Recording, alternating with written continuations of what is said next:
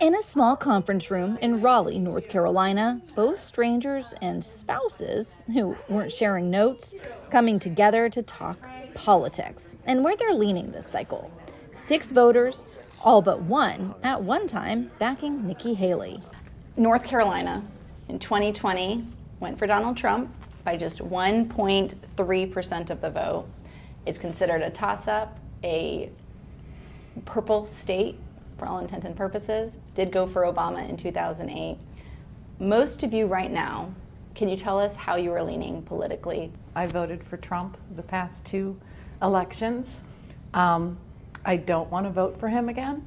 I am undecided. I really have no idea. I actually might even lean into the camp of don't actually show up on election day. Oh. Yeah, I think it's sad that we've got 2 choices. Looks like that we're going to have. Who knows what'll happen with the conventions this summer. I'm probably leaning, towards Republican, but we've got someone who's a little bit off the rocker, if you will. I think everybody should get out and vote, but also not voting is a vote. I think we're voting for these 2 guys that are in the race at the moment, that seem to be in the race at the moment. I think we're voting for whoever is the VP candidate. I'm probably going to vote for Biden in this next election, only because as a young person, character means a lot to me. I believe in voting. I have to make a choice as an American. And I don't like the choice of not voting. To me, I'm trying to think what is best for this country. Probably going to be voting Republican because I believe the policies are going to help America better than open borders, etc. I will vote for Biden. I believe he has the experience. I do not believe Trump. He was a businessman. He didn't seem to me to be the best businessman with his businesses. They seem to be failing. And how can you run a country if you can't run your businesses? Trump is not what my idea of America is, how I was raised from a little girl. In a presidential election as close as this one, it's no question the undecided or perhaps unconvinced voter, like them, likely the key into the Oval Office. As the 2 candidates remain neck and neck in most polls, North Carolina is a state with more registered independent voters than either Republican or Democrat. So what are they looking for in 2024?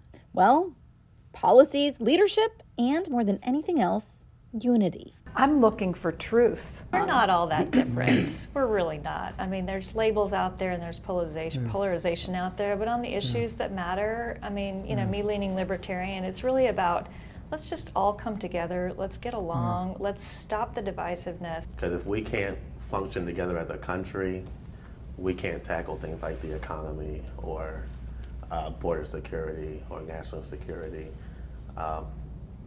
Personally, I think we as a country lean too much on our government to fix everything. But finding that unity perhaps a bit more difficult when the candidates couldn't be further apart. If you had to pick one then, what one policy matters the most? What one issue matters the most? The economy, the topic that continues to lead in poll after poll. It was the biggest one for this group too. The debt that's out there now for our grandkids to figure out how to pay is almost becoming insurmountable. I think the debt's a serious problem. I don't know how you can say you're tackling inflation and yet flooding the economy with money. When I think of economy, the most important thing is federal spending. That is killing the economy. And that's the conundrum. Under Trump, the economies did pretty well. But as Nikki pointed out, under Trump, he increased the deficit by $8 trillion. So there's a conundrum there. But I think that big businesses should not get all those tax breaks.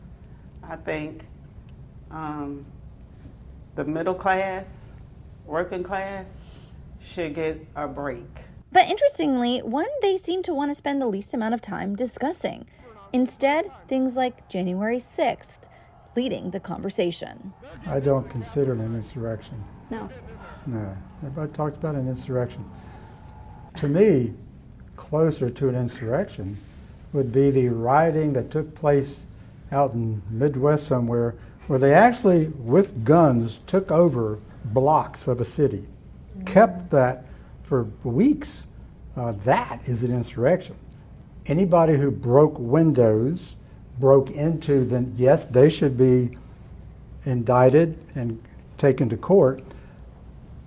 10 years in prison? I don't think so. Washington, D.C., the Capitol, that is a symbol of America, democracy. And when I saw on TV the people on the buildings with guns and total disregard and chaos, I mean, you can't imagine how I felt in my heart. It was almost like when 9/11 occurred. It was like 10 times worse. I would never imagine that the people of America, Republican, Democrat, whatever, would ever attack the symbol of our democracy, uncalled for. That was most definitely an insurrection. And when I think about my feelings that day, I was sick in my stomach watching it. But I think what I disliked the most about it was how Trump handled it. And waiting. And, you know, he could have completely changed my opinion of himself that day. But that day is probably the reason that I'm not interested in voting for Trump this year. And the politics of personality, seemingly factoring into their decision come November. Lawsuits, convictions, former President Trump's 34 felonies had the group decidedly split. A felon should not be president of the United States. You cannot get a job out here in the real world, most of them, as a felon. It's very difficult. How can a felon be head of the armed forces? You cannot be a felon to join the armed forces. I would agree that a felon should not be president. A convicted felon should not be president. And when you think about the irony of it, he can't even vote for himself. He's not able to vote in the state of Florida as a convicted felon. I personally totally dismiss the conviction.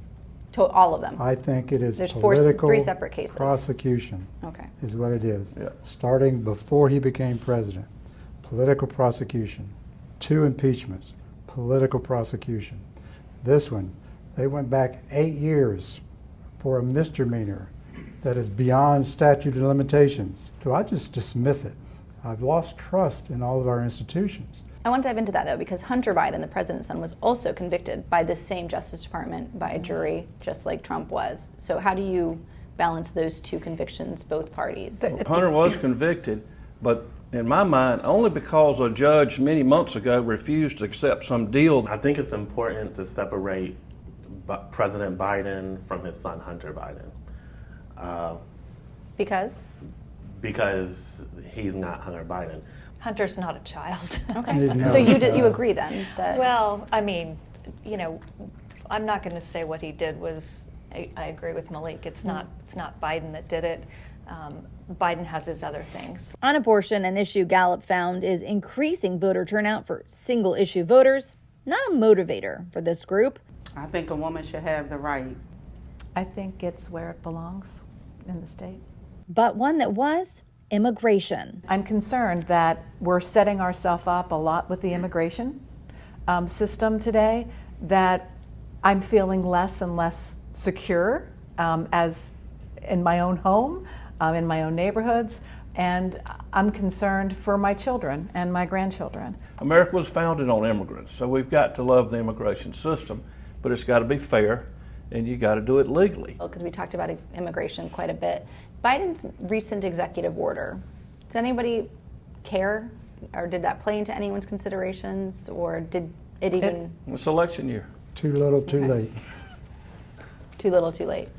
But I also think the economy is big, as well as immigration. But what was interesting is what Eddie mentioned about health care. Like, why isn't that a big issue? So you want to fix the health care system? Put everybody in Congress on Yes. health care? Yes. Instead of their own little private entitled program? You work in healthcare. I do. I work in home health care. So, a big challenge where we're individually working with people in their homes, cutting down the cost of nursing homes, because these people would otherwise be in a nursing home. We're taking care of them in their home. Our employees get paid much less for doing one-on-one care. So, with their votes uncommitted, what are they looking for at next week's debate? What I would like to hear is policy discussions, and I'm really looking forward to the debate where they're going to have to answer to the American people, what their policies are going to be, and try and get them to stop campaigning against character and against each other. And even if their politics didn't align, one thing that perhaps gives us a little optimism in a divided country, everyone would like to see that division end. And I think the unaffiliated is a testament that people want change, and they want bipartisanship. I'm looking for. I think the two-party system's a problem, and people are starting to realize I don't want to be in either one of them. I also started to become embarrassed to even label myself a Republican because of the far right side of the Republican Party. And so that's why I'm going independent. It's that being in the middle now means independent of either party, even if one of those candidates will likely get their vote this year. Serena Marshall, Scripps News, Raleigh, North Carolina.